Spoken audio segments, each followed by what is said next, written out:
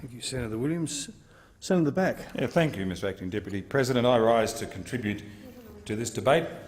Disappointing and all, as it is, we have to conduct it. But no, in answer to Senator Wong's question, no, I just simply spoke originally on a procedural motion. I want to examine a number of things this afternoon, Acting Deputy President. The first, of course, is the motivation of the Labor Party in trying to bring forward this disallowance. I want to comment on the good order of the Parliament, the opportunity indeed for the full Senate complement to debate the issue.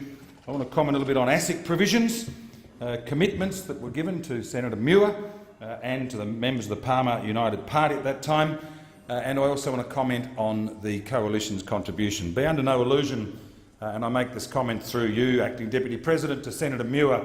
This all goes back to 2012-13, when a review was undertaken of industry super and superannuation generally, and indeed, following that, the then Minister decided that he would go well beyond the recommendations of what we already regarded as a very biased report. And one of those outcomes through you to Mr Acting Deputy President, to Senator Muir, was that legislation was introduced that under the Fair Work Commission process, industry super funds would become the default funds. In other words, if nobody made a declaration at all as to what their preference was for superannuation, it was immediately going to go into an industry super fund, or in the case of the public sector, to a public sector super fund. We violently objected to that because we thought there should be the opportunity for commitment, for competition, and for the investor, the employee, the worker to actually be involved in that decision-making process. And once we came into government, we did reverse it. But what was the motivation to actually attend to that? And I'm glad Senator Dastyari is in the chamber. The main incentive was to boost the industry and public sector superannuation funds. And that's, whether or not you realise that, I am not aware in terms of the decision you have made to actually change your position on the legislation that is before us, that Minister Cormann has introduced and had passed twice in this place. This today, colleagues, is not about the small investor. It's not about the small investor. Senator Madigan, through you, Acting Deputy President, this is about protecting the interests of the industry and the public sector superannuation funds. Now, Senator Cameron made a comment about the big banks. Let me make this point, if I may. It has been through the coalition government that Mr David Murray, obviously an eminent person in the banking and financial sector, was asked to undertake an inquiry into aberrations, into failures of the banking system as it relates to advice to investors, etc. And that is about to actually be presented. And we are looking eagerly at the outcome of that inquiry, which of course has been the subject of enormous amount of speculation. So the distraction that Senator Cameron brought to this place this afternoon about the big banks is totally irrelevant. In the few moments I had a contribution during what should have still been question time, when in fact Senator Day and others from the crossbench should have had their opportunity, I was able to draw to the Senate's attention the gross anomaly and the hypocrisy that's gone on in this place. And what's it to do with? One of the provisions that is now being argued by Senator Dastyari and others is the opt-in provision. The provision that the financial advisors, be they the big banks or whoever, should have to ensure that their investors opt in on a regular basis. Only then have we come to the understanding that the one group who are exempted from the need for the opt-in provisions are who? The industry and the public sector superannuation funds. So who is that protecting, I ask Senator Muir? Who is that protecting? Is it protecting the small investor? No, it is certainly not. The second point that is of interest is fee disclosure. Financial advisors must disclose fees. The big banks, as providers of financial advice, must disclose their fees. We come back and I ask, what about the industry and the public sector superannuation funds? Do they have to disclose their fees to their members? The rhetorical answer to the question is no, they do not have to do that. And of course, thirdly, industry super fund managers alone can change fees whenever they like without consulting their members, and can actually charge for advice whether given or not. Now that's what we're talking about here, whether given or not. And if time permits, Acting Deputy President, I intend to come back in this discussion to some of the other anomalies that I see in the industry and public sector superannuation funds.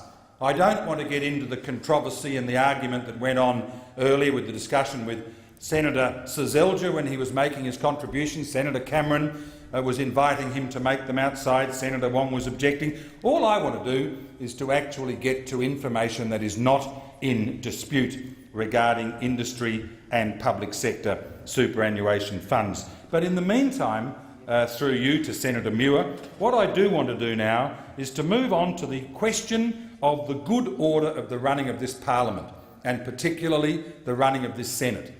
Now, as Senator Cormann has said on 2 occasions already, this matter has been dealt with by this chamber and it has been passed. And I understand, and Senator Muir, when he makes his contribution, can contradict me if he wants to. But it's my understanding, as a result of the dialogue between the Minister, Senator Cormann, and Senator Muir, that whatever requests were made, and particularly I understand that there be established a register of financial advisors, that has been done. If I'm wrong, I'm sure Senator Cormann will correct me. Not only has it been done, but at a cost to the advisors on a per-transaction basis. It's my understanding further that commitments that were made to the Palmer United Party indeed have been met in the activities that Senator Cormann has brought. I won't belabour the point, Acting Deputy President, again as to why it is that we have to have this debate this afternoon. The matter could be dealt with on Thursday of next week. We have until that time. We have the opportunity for all 76 of us. Those who are not here this week because they had other arrangements as a result of us not being planned to meet this week, they will be denied their opportunity to contribute. I can think of Senator Reynolds, Senator Birmingham, Senator Edwards on our side, and I know there are others.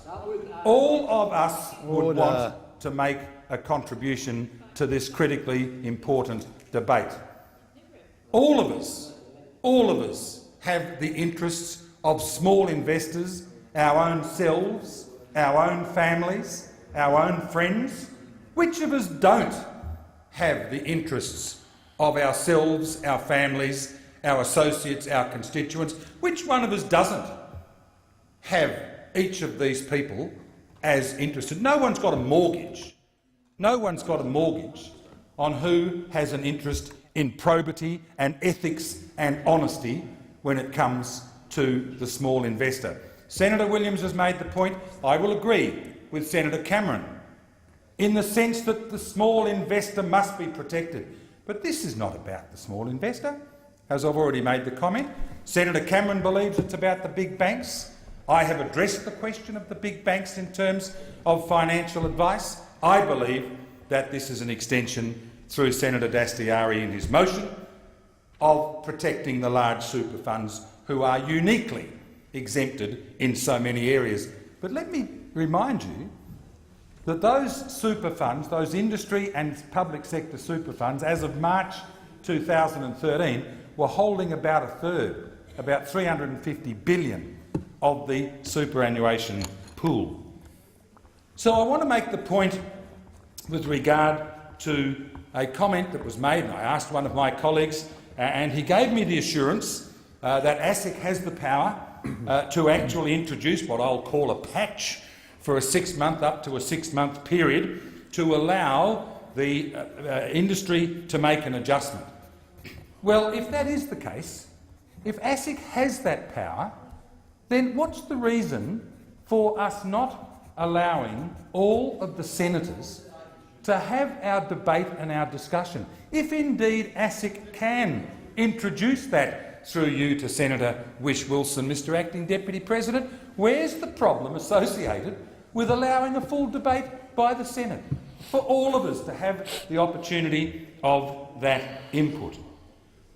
Senator Xenophon mentioned the coalition of common sense. Well, I say let's have the common sense of full opportunity. Let's have the coalition of full democracy as it relates to this place. Now, Acting Deputy President, it was the Ripple inquiry chaired by your associate Bernie Ripple from the other place, a person in whom I have high regard, and he chaired an inquiry following the Storm financial collapse. Now, the recommendations of that report had unanimous support. But of course, in introducing the then legislation, the then Labor government went well beyond the recommendations of the Ripple report, particularly in relation to opting-in provisions. Let me make a couple of observations about those, if I can. I don't know who can tell me how is a small investor's interests or security or safety protected by an opt-in provision. I don't know. It's not something I understand. But indeed, if it is so valuable, colleagues, through you to Senator Dastyari, if an opt-in provision is so important for the protection of small investors, why have the industry and public sector superannuation funds been exempted by it? From what reason? Are they the only ones who don't need to be protected? Is that the rationale? There isn't any. There is no logic. If the opt-in provision protects small investors, then why don't the industry funds that represent 1/3 of the pool, why are they exempted? I cannot understand the logic of it. It has been put this afternoon or this morning, I think, in discussion across the chamber, somebody making the observation people are at risk of losing their homes. Nothing that I've seen in what we're debating here, nothing of what I've seen of what we're debating here in any way affects whether a person might or might not lose their homes. We have all, Acting Deputy President, we have all had harrowing representations from people who have lost money through crooks and criminals in the managed investment schemes which you and I have some knowledge of in the agriculture sector. But nothing that Senator Cormann has been proposing here or that Senator Dastyari is trying to disallow, nothing has any impact at all on that matter. They are dealt with in different forums. But what is of interest, of course, and a comment that was made to an inquiry by Mr Greg Medcraft from ASIC, when he said that only about 1 in 5 Australians is seeking financial advice at the moment. He says that's dangerous and it's inadequate, and we should be aiming for 1 in 2. So what do we find? The activities that will happen if this is disallowed, where do we find the small investor? Senator Cormann told us this morning that the red tape estimates that he has attempted to eliminate by way of his legislation will cost upfront some $750 million, if I'm correct in what I recorded, and additional compliance costs of $375 million. Now, as Senator Whish-Wilson and I both know, having been consultants and having been advisors and having provided services to people, we both know that those costs are paid for by whom? Not Father Christmas, not the Easter Bunny. They are paid for by the investor. They flow down to the small investor. The big banks, they'll be able to pick up these administrative costs, no problem. The big banks, no problem. But what about the small finance advisors? One who wrote to me from Rockingham, just near HMAS Stirling, a person I've known for many years. In fact, I know he has written to several of our colleagues, telling us that his 36-year business is now at risk, and also that of the employment of people who he employs. That many of his clients indeed are Navy personnel from HMAS Stirling, both present and of course, as they've moved on, have stayed with him. Objecting violently, through you, to Senator Dastyari if he's there, and I think he chose his words this morning in a very, very callous and cruel way, speaking about, and this fellow has actually repeated them, "I am not a crook and do not deserve to be treated as one by my national parliament." I object to Labor's solution, he says, to controlling a few poor advisers because it treats all of us as criminals, undermines our capacity to continue doing good work for our clients and communities, risks our capacities to support our families and those of our employees. That's what we're about here, those of our employees.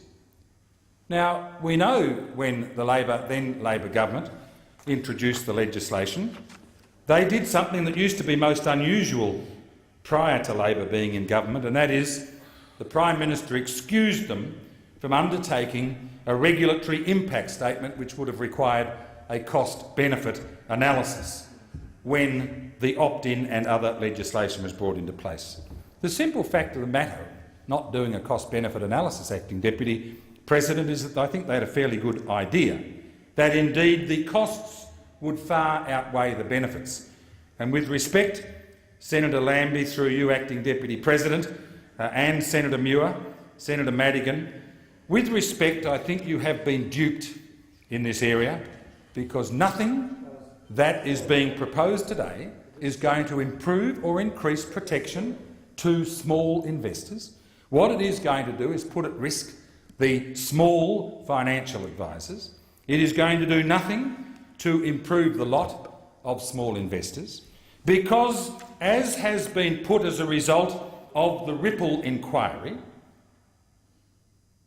the Coalition has made clear, prior to July, when Senator Cormann brought this matter into this place, first of all, we made it clear that we supported sensible financial advice reforms which increase access to affordable, high-quality advice, as well as transparency, consumer choice and competition. Secondly, we explicitly supported the introduction of a statutory best interest duty for financial advisers and the ban on conflicted remuneration or commissions which distort investment advice. That's in there.